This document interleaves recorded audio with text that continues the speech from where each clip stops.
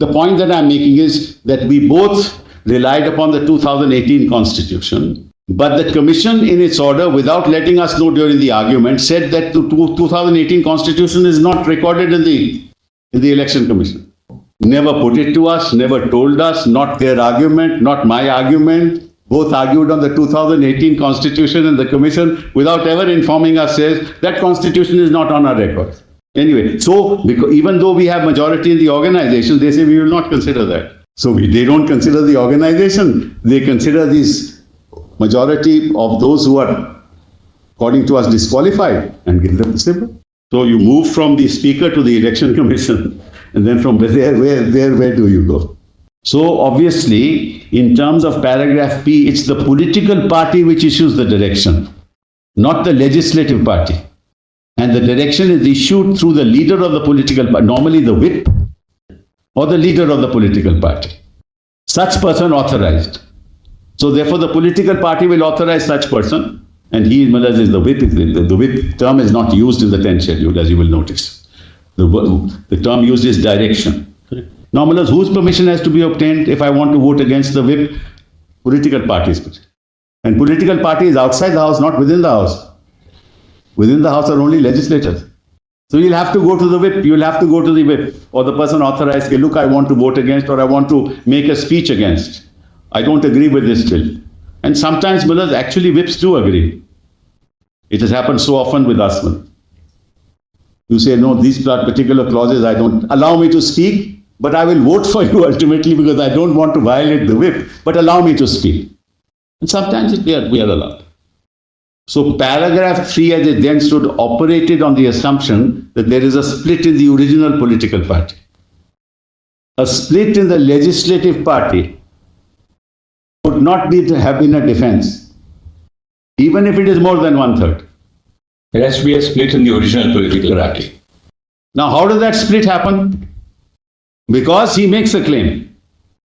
Before all this happens, demonstrates in the claim that a split has occurred, calls for a meeting of the original political party, has a faction, has a resolution passed, breaks away, and then if he is 1/3, it's a defense. None of this has happened here. The quantum of the split, interestingly, was not defined in terms of numbers. So long as there is a split, the 1/3 is in relation to the group representing the legislative party. Yes, I agree. But that split may be minority, majority, it doesn't matter. So long as, there is a split. There is a split. In the original political party. Correct. So, that's not the case here, Malad. On 21st of June, they were in Gujarat and they were in the Northeast. Only the legislative members. And they never said there's a split. They said, we are the Shiv Sena. So that claim was also not there. That if you are disqualified, you can't be a minister. Good. Now your disqualification is pending. Matter is before the Constitution bench. Matter is before the Speaker, whichever it may be. And you are appointed by the Governor. And also there's a provision under the Representation of People's Act where they can't contest again. That's right. Not for this, Malad. Not for the 10th schedule. That is for other corrupt practice. There is no period here. That's why I say this is subject to challenge. There, Malad, if for all kinds of other reasons, corrupt practice, and he's been convicted for X number of years. Now, Malad, what is happening in a ordinary case of a dharna on a road, a trial court convicts you for 2 years and you lose your membership of the Legislative Assembly. That's also happening. We can see it, headline news everywhere. What do we do? Can't keep on coming to court every other day. Your lordships also get fed up with us. The purpose of the amendment is that we will not allow you to destabilize the government by bulk defection. And that's exactly what has happened here. So you have to interpret the 10th schedule and its provisions to ensure that there is no bulk defection. And the concept of minority is over. Bulk majority also will be subject to disqualification. And 1/3 was a defense. Majority is not a defense anymore. There is no defense as far as a split is concerned in the legislative party. Mr. Sibal, notwithstanding the deletion of paragraph 3 of the 10th schedule, the issue as to who represents the political party is still a moot issue. No. But that has to be resolved outside the legislative party. That cannot be still, according to you, resolved within the fold of the legislature party. That question doesn't arise in this case because no, I mean, we're not on this case, but that question as to who represents that will happen outside the House. That will happen outside the House. That cannot be resolved by the number of legislators within the House. That's my only submission, Mullah. Yeah. How that is resolved outside the House is actually given in a judgment of this court in Brahmanand Reddy. That's the of the internal the internal constitution. That's right. You have to call a meeting. You have to raise the issues. For 2.5 years, the gentleman was a minister. The procedure, the bylaws of that party. Yes. But the forum is... You have to follow those bylaws. You have to call a meeting. You have to resolve that issue, and then you can do all this, Mullah. When paragraph 3 was there. Otherwise, Mullah, what you're doing is exactly what the object says you shouldn't allow to do: bulk defections, toppling the government. As I said, what this would result, if you were to uphold this, my humble submission, if you were to uphold this, then any government can be toppled, Mullah, for the simple reason you take those people, become majority, appoint your speaker, Mullah, and have a trust vote, and you are in government. You don't need anything else. You don't need to have a split in the political party. That's a matter of a dispute that will arise, and it will go to courts, and the courts will decide in their own time, Mullah. In the meantime, the 5 years will pass. So if you wanted to remedy this menace, you can't allow the perpetuation of this menace by recognizing a split in the legislative party as if there's a split in the political party which is not even addressed, which is not even claimed. What is claimed is that we are the party. Now, we are the party can't be claimed within the legislative party. For 2.5 years. He was the minister. This very government never raised any issue. There is no public document saying that he is dissenting or he is a conscientious objector. Nothing. No evidence, no document filed, no evidence of that, no public statement, no newspaper report, nothing. He was the leader of the House till 21st of June. And overnight, Mullah, facts stare you in the face. The only way, Mullah, this is not what Parliament will be ready to do. The only way to remedy this is to have a 5-year period of no public post moment you defect.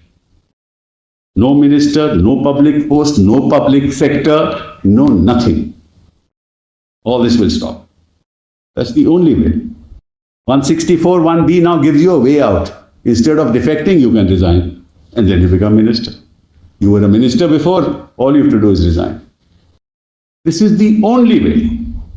If you want to maintain morality in public life, you will not be given any public office, no governorship, no remunerative post. Kind of cooling off. I'm sorry? Cooling off of sorts. Yes. Even in 361, Mullah, in fact, disqualification for appointment on remunerative political post. Capital B, Mullah. If he was disqualified, he can't hold a remunerative post. Actually, 91st Amendment, Mullah, was very careful in trying to sort of settle part of the problem. But one thing was clear, they did not allow for bulk defections. So, Mullah, if the Congress or if a small party in a state merges with another big party to form a new party, that becomes his original political party. Therefore, a member of a house shall not be disqualified where his original political party, maybe a small party, merges with another political party, and he claims that he and any other members of original political party have become members of such other political party, that is, they merge into that party, or as the case may be, of a new political party. Both of them may form a new political party formed by such merger. So A merges with B, or A and B merge together to form C. Form a new party. So therefore, no disqualification. It's a merger of the political parties. Or have not accepted the merger and opted to function as a separate group. So I say, look, I don't accept the merger. There's no compulsion to merge. There's no compulsion. I may be majority, I may be minority within the legislature. This will be called the unattached member? Yes. No, but if he has not merged, Mullah, he can form a separate. He will belong to the original. Supposing two parties merge and form a new party. Correct, Maharaj? And he belongs to the original political party on which he won the election. He will continue to be the original political party. I think Amar Singh's act like that. Amar Singh, yes. He will continue with the original political party. So, if there's a new political party formed pursuant to merger, and I belong to the original political party on the basis of which I was elected, I continue to be in that original political party. Now comes the problem. For the purposes of subparagraph 1 of this paragraph, the merger of the original political party of a member of a house shall be deemed to have taken place if and only if not less than 2/3 of the members of the legislative party concerned have agreed to such merger. Now, Maharaj, if 2/3 of the members don't agree, then there is no merger as far as the legislators are concerned. First, the merger takes place. Then the question arises whether you are 2/3 or not. If you are 2/3 and you agree, it is fine. It's a defense. If you are not 2/3, Maharaj, then you can be a separate group. So 2/3 happens to be a defense after the merger. This deemed is also very important. Yes. Because what 10th schedule does is that it doesn't create a new category. Yeah. By saying deemed, it is relating back to the position of the assembly as it were. Yes. When legislators got elected and come to the assembly. Yeah. That position will be deemed instead Yes. of creating a new category. Correct. So 2/3 of the member, less than 2/3 of member, Maharaj, question defense doesn't arise. But if 2/3 of the members agree, then Maharaj, that's a defense. That's a perfect defense. So Maharaj, looked at it from any standpoint, these 40 people have no defense under the 10th schedule. They don't claim that there's a merger. They say that they are majority in the legislative party. They claim that because of that majority, they can change the whip. They claim that they can change the leader of the house. They can call themselves, Eknath Shinde can call himself the leader, merely because he happens to be one of 40. And so what happens, Maharaj, to the political party to which he belongs? What morality are we talking about? What conscience, Maharaj, conscientious objectors are we talking about? Conscientious defectors is the word that I used last time. And you don't raise a voice for 2.5 years. You are the leader. You enjoy the fruits of ministership. And suddenly you say that, look, now I am free to do what I want.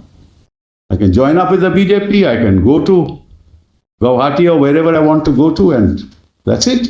So the question that your lordships will have to ask, Maharaj, how does the 10th schedule come to their aid at all? Under what provision of the 10th schedule can they have a defense? The schedule doesn't give them a defense. Whether it's a minority bulk moving away or a majority moving away. Which is when we last time were discussing this matter, this is what I mentioned. That the 10th schedule doesn't make a distinction between majority and minority. It just ensures that this habit of bulk defections, which is destroying the polity of this country, and by which elected governments can be overturned. The objective is that you should not allow an elected government to be overturned. That's the fundamental premise on the basis of which paragraph 3 was deleted. You cannot destabilize government. And if you uphold such an act to a judicial process, you are enabling future defections and therefore destabilizing elected governments, which has far-reaching consequences for the polity of this country. That's the issue that your lordships have to decide. The governor has to ascertain, one, that look, these people along with others, the leadership that I will administer the oath to will have the confidence of the House. That's one criteria on the basis of which he will swear in. 2, Maharaj, he will ask the question, which party do you belong to? He naturally have to ask. I am sure he will know that before even he asks that question. So he knows, Maharaj, that the Shiv Sena is not before him. On the 30th, he knows Shiv Sena is not before him. So what is his discretion in administering the oath of office to Eknath Shinde? Except the fact that all the 39 rebels will support, or the BJP along with the 39 rebels will oust the government and will support the new chief minister. He also knows, Maharaj, there is a disqualification petition pending. So your lordships will have to decide for the first time in situations of this nature when there's already an elected government in place and there is a taint, alleged taint of a certain set of members pursuant to the fact that disqualification proceedings are pending, whether the governor can exercise discretion in a manner which will topple an elected government, not await the outcome of the disqualification proceedings. The governor could have done two things. Could have said, I know for a fact that there is a disqualification notice against you all, or against 16 of you. You who want me to administer an oath of office to want to be the chief minister. The court has given you time till the 12th of July. Please first file your reply on the 12th of July. See the outcome of those proceedings. And if there is no taint as far as your membership is concerned, I will administer the oath of office to you. That, I think, is a constitutionally moral path that the governor ought to have adopted.